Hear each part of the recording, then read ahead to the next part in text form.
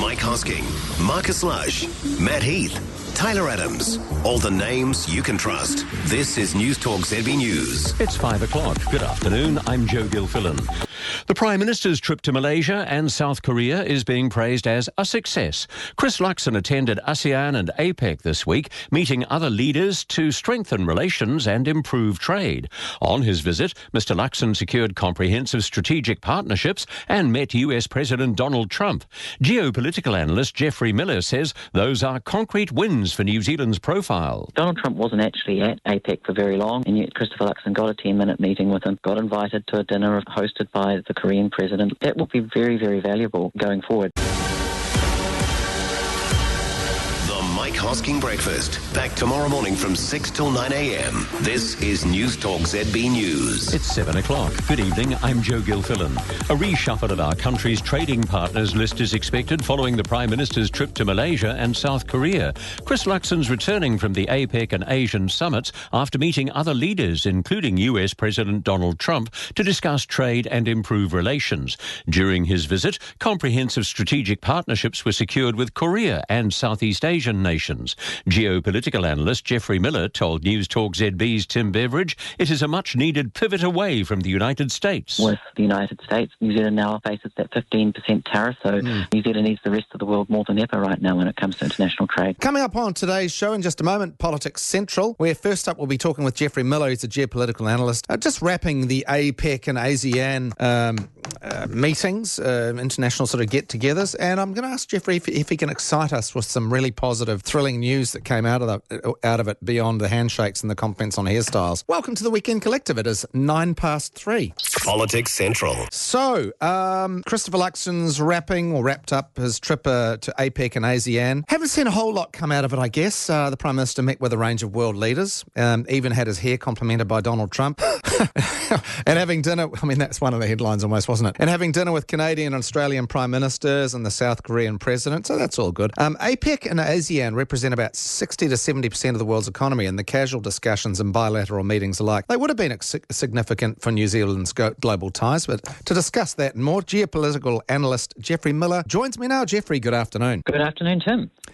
Can you excite me with something that's come out of these summits? Oh, look, it's been quite a successful week for Christopher Luxon as far as these kinds of events go, and these events are really about opening doors. Of course, they're not about the detail deep down. That's done below leader level, but the leaders do have an impact because, you know, if they can open doors at that top level, that does provide space for things to be done with, things to be dealt with further down the chain. And you have to just look at Christopher Luxon's meeting with Donald Trump there. You know, Donald Trump wasn't actually at APEC for very long in South Korea, and yet Christopher Luxon got a 10-minute meeting with him, got invited to a dinner of just a small group of leaders, only around half a dozen leaders, hosted by the Korean President, Lee Jae-myung. I mean, that will be very, very valuable going forward, the fact that Christopher Luxon has built some rapport with Donald Trump at least. And he did also get, Christopher Luxon did also get a small informal meeting with the US Treasury Secretary, Scott Bessent. Now, he is across the detail with regards to tariffs, so you know, he would have had a chance then to plead New Zealand's case and at least get the ball rolling on that. So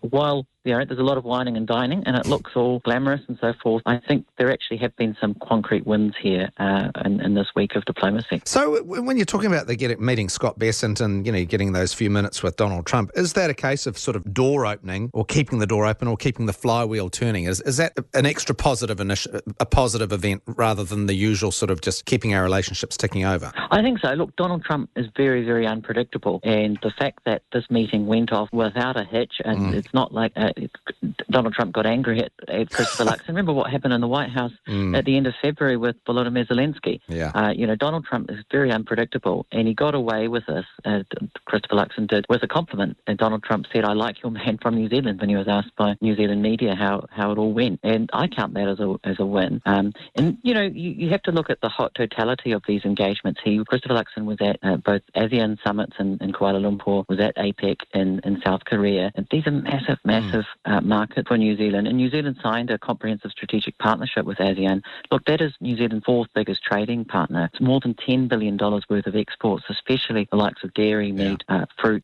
It's gone up a third since COVID. So we can't underestimate the power of these blocks, because you just look at Indonesia, which is only one member out of ASEAN. That's the fourth most popular country in the world. And Christopher Luxon had a 1-hour meeting with the Indonesian President, Prabowo Subianto, yesterday, and that was very successful by all accounts. I just don't think you can underestimate these things. I mean, when it comes to trade, New Zealand needs these countries more than ever throughout ASEAN, and also the 21 economies of APEC. New Zealand needs these countries because look at what's happening with the United States. New Zealand now faces that 15% tariff, that's 5 percentage points higher than Australia does. So, New Zealand needs the rest of the world more than ever right now when it comes to international trade. Actually, on that understating things, I guess because Donald Trump's not wanting to dwell on Trump too much, but given that he's not a details sort of guy, it is quite a significant positive thing that he thinks of New Zealand now and goes, yeah, New Zealand, I like them. That's it. Maybe we have been understating that, but it is quite a big deal perhaps. Yeah, and as I said, Donald Trump wasn't actually at these summits for long, and the fact that the New Zealand Prime Minister did get any face time with him, I think counts as a win, and the fact that it didn't go badly. I think you just got to chalk anything that doesn't go badly with Donald Trump as a win, really. And Christopher Luxon, he does seem to thrive in these environments. He likes the wining and dining, the diplomacy, the handshakes. He likes slapping other leaders on the back. I think perhaps he needs to watch out for that a little bit. He does seem to be quite hands-on when it comes to greeting other leaders. I mean, you just got to be careful, I think, with that in diplomacy, because it can come across as a bit of a power move and not necessarily appreciated, while of course, leaders will be always super polite to say that to your face. But we have seen a number of pictures. There was one of Christopher Luxon greeting the new Japanese Prime Minister, Sanae Takaichi, for example, with just a friendly, hands-on greeting. I just think he probably needs to watch out for that a little bit. But overall, I think I would give Christopher Luxon an 8 out of 10, perhaps this week. Ironically, one of the only things that really went wrong with this trip was a stoush between him and Winston Peters on social media, where Winston Peters seemed to take offence at the fact that Christopher Luxon was going around saying, I did this and I did that this week when it came to trade, and Winston Peters simply used the word we in response, and it was quite noticeable after that all of Christopher Luxon's messaging really did use the we and what New Zealand was doing and what the government was doing, and not just I. So Christopher Luxon found out this week that there's no I in team from his own. Well, I mean, the royal we, perhaps. I mean, is that a bit petty of Winston, by the way? A little bit petty, and I think that was why it was deleted. It didn't last long, but of course nothing on the internet can be really removed, and it was screenshotted and passed along, and Christopher Luxon asked about it. I think he will be annoyed that Winston Peters undermined him to an extent with that. But, Winston Peters is the foreign minister, and Christopher Luxon needs New Zealand first and Winston Peters, so in the end, Winston Peters will get away with it for that reason. What was the most significant meeting for Luxon then? Do you think it was, the 10 minutes with Trump, or, as you say, an hour with Indonesia? Oh, look, 10 minutes with Trump was great, but there's so many others that he did meet informally or formally. Xi Jinping, the president of China, he had a very brief meeting with him, an informal pull aside. I mentioned the Japanese Prime Minister who just took office a couple of weeks ago. He had formal meetings with the leaders of Malaysia, South Korea. Those were the two hosts of the summit. I mentioned Prabowo Subianto, the president of Indonesia. Then there were leaders from the Philippines, Vietnam, Brunei, even the United Arab Emirates. Christopher Luxon had a meeting with the Crown Prince of Abu Dhabi, Sheikh Khalid, for example, and also the UAE Trade Minister was there. And that's a huge market for New Zealand, the United Arab Emirates and the Gulf countries. Now New Zealand signed 2 big trade deals over the last couple of years, or concluded them. So New Zealand's doing quite well when it comes to the trade front, and New Zealand is getting out there. And I think, ironically, Donald Trump's tariffs have actually helped with New Zealand's engagement. I think New Zealand has taken APEC more seriously this year, because APEC is actually a 12-month thing. It's not just the Leaders Summit at the end, but there are ministerial meetings. The Energy Minister was there, Simon Watt was up in South Korea, the Finance Minister, Nicola Willis, she was up in South Korea a couple of weeks ago as well. There have been other engagements with APEC. The Trade Minister, Todd McClay, has worked hard on that front. Well, I was going to say, is he the hardest working team member? I always have this impression that Todd McClay, head down, bum up, and he fills us in down when he needs to, but he does give the impression of being a pretty successful and hard-working trade minister, doesn't he? And indeed, look, Winston Peters would say it's all a team effort here, but there are individuals who have been working very, very hard. Todd McClay, the trade minister, is one of them. I mentioned those trade deals with the Gulf countries, but elsewhere around the world as well. He's been working very, very hard on New Zealand's behalf, and he's been lobbying the United States when it comes to these tariffs. He's been working pretty hard. So has Winston Peters. Winston Peters has been taking a trip to the United Kingdom and the Nordic countries over the past week, while Christopher Luxon's been over in Asia. And Winston Peters, of course, has been a prolific traveller around the Asia Pacific, especially during this first term. So, I think the government collectively has been getting out there, and they've done pretty well, I think, on New Zealand's behalf. And in the end, this does matter to everyone in New Zealand, regardless of your political persuasion and so on. When it comes to these big international relations issues, it is largely bipartisan. Yeah. Actually, just on the bigger stuff, Donald Trump meeting Xi Jinping, that seemed to be a positive meeting. Do you think that eased a bit of tension in terms of the relationship between those two superpowers? Indeed, and that was also a big win indirectly for New Zealand. The fact that the US and China have at least cooled down a little bit when it comes to the trade war. Donald Trump took 10 percentage points off the tariffs, so they're down to 47% against China, which is still massive. You think of what New Zealand's facing, 15%, China's facing three times that, but they also had a truce when it came to the rare earth exports and export restrictions for the United States, and China has promised to buy more US soybeans. Look, I don't think anything is forever when it comes to Donald Trump on this front, and who knows what he'll be saying next week or next month or even tomorrow, but he has committed to visiting China next April. I think that's great news. Anything that we can do to de-escalate this trade war will be good news for New Zealand. And remember, New Zealand's biggest trading partner is China by some margin, and any damage to the Chinese economy is indirectly a threat to New Zealand's economic prosperity, and Chinese economic growth did slow back in the third quarter. So we need China to do well, for New Zealand to do well, and we need this trade war to be de-escalated. And at least this week did bring some kind of truce. You never know how long it will last, but let's hope that it continues. Just lastly, and there's been a little bit of water that's flowed under the bridge since we first heard of Trump talking about renewed nuclear testing. Is there less to this than meets our startled eyes and ears? No, I think this is very serious, Tim. I mean, we haven't seen nuclear tests